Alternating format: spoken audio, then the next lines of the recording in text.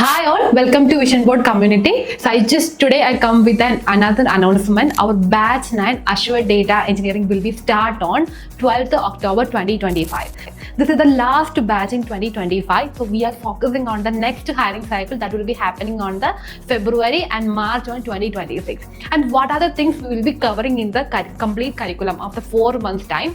Azure Data Factory, Data Fundamentals, and like an ADLS Gen 2, Storage Account, Databricks, Fabric, Generative AI, Python Basics, Python, DSA, SQL, PySpark. At the end, we need to be completing one end-to-end project, then moving into the interview preparation session. Resume building, Naukri optimization, LinkedIn building, reference, and everyday job post. One dedicated team will be consistently tracking for the 45 days of the interview process and landing into the job offer. This is the complete all idea about the Azure Data Engineering roadmap.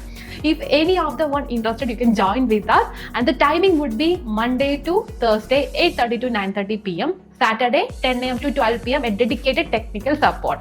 Apart from that, we are maintaining a premium WhatsApp group also. Whatever the question, you can ask in the WhatsApp group itself. So let's connect on the batch 9.